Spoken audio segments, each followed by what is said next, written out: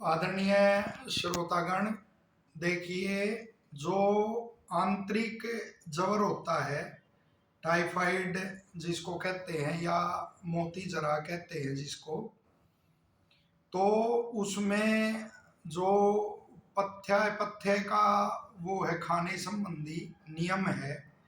तो उसमें जैसे चीकू देते हैं या वो मलाई हटाकर वो दूध का सेवन करवाया जाता है, मूंग का यूश दिया जाता है और अन्न से अलग रखा जाता है।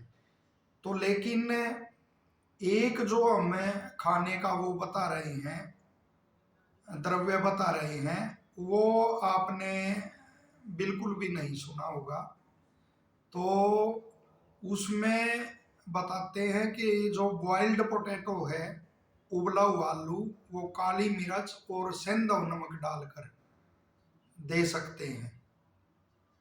फिर भी वो परिस्थिति आदि रोगी की और वो देखनी चाहिए। लेकिन ये ऐसा वो है खाने का नियम कि शायद ही बिल्कुल नहीं सुना होगा आपने। और हमने ये कहाँ से सुना?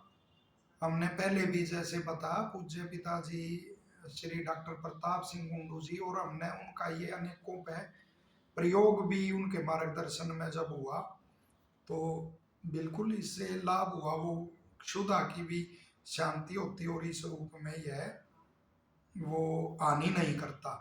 वरना एक ही द्रव्य का सेवन बार बार किया जाए, चीकू आदि का, तो उससे थोड़ा मन पे भी वो प्रतिकूल प्रभाव पड़ता है, रुचि आदि संबंधी।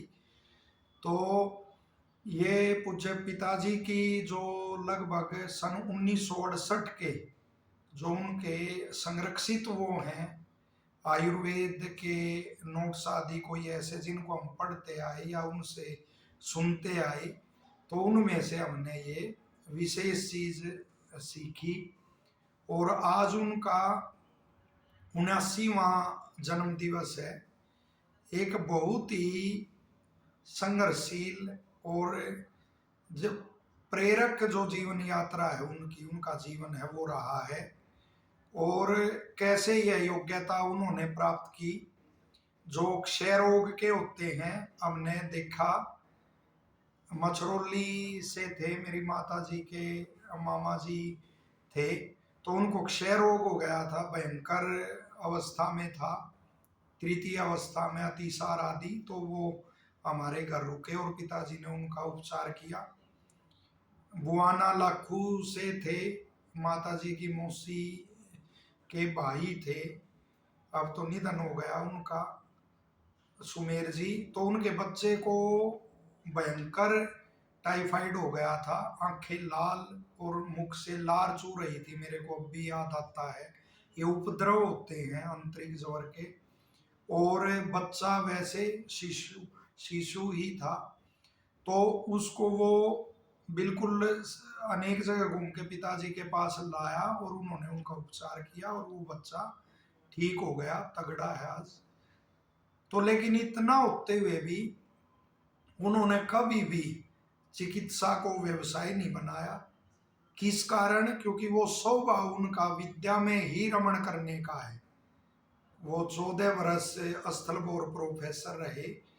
और वहाँ उस समय स्थलबोर के अंदर हमारे को तो लगभग सन 85 की घटनाएं तो हमारे को याद हैं, और उससे पहले की तो नहीं इतनी वो ध्यान है।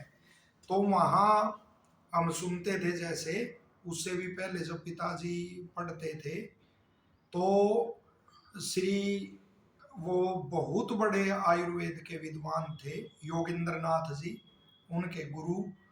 तो पिताजी उनके लिए कट्टा में भर के जंगल में जो गाय वो गोबर करती है और वो सूख जाता है, जिसको अरण्य कहते हैं, तो वो बिन के लाया करते कट्टा भर के पूरा।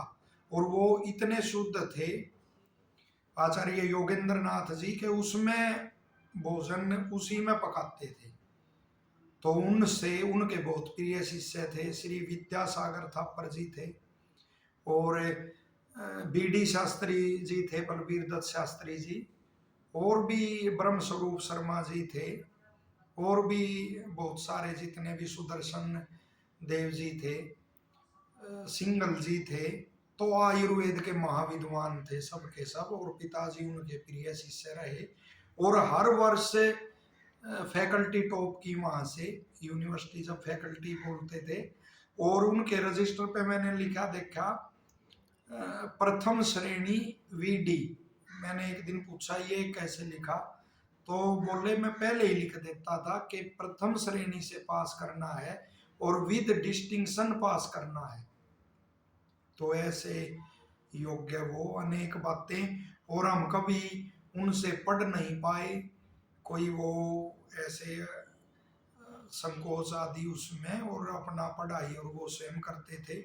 लेकिन उनको सुनकर देखकर बहुत रुचि हमारी इसमें रही कि कैसे बताते थे दूसरे को कि भाई आंतरिक ज्वर या क्षय रोग होता है, उसमें मल का रक्षण अवश्य करना चाहिए, कहीं मल का क्षय न हो जाए, उसका दुष्प्रभाव बड़ा पड़ता है, यानी अतिसार आदि रोकने चाहिए।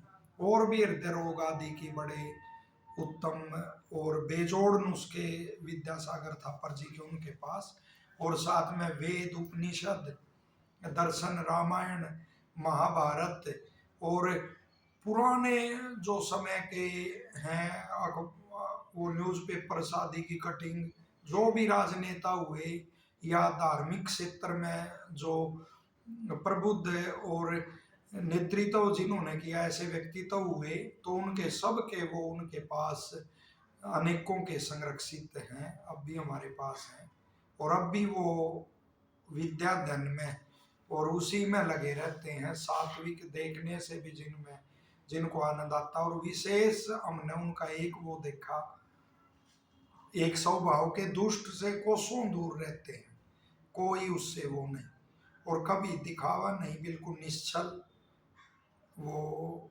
निश्चल जीवन है उनका।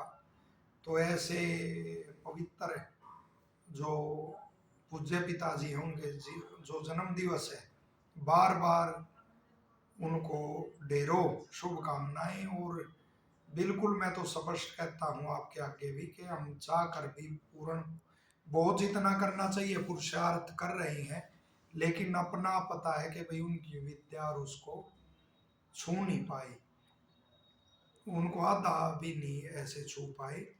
तो लेकिन सौभाग्य है कि ऐसे पिता मिले, और विश्वास दिलाते हैं उनको और आपको भी कि जीवन के अंतिम श्वास तक इसी तरह आर्य समाज का साथ अपने सहयोगियों के साथ वो करते रहेंगे, कहीं भी किसी परिस्थिति में रहें। आर्य समाज का प्रचार प्रसार सदा करते रहेंगे, और पठन पाठन का जो कार्य है, विद्यार्थियों के निर्माण का जो कार्य है, उसे करते रहेंगे। धन्यवाद।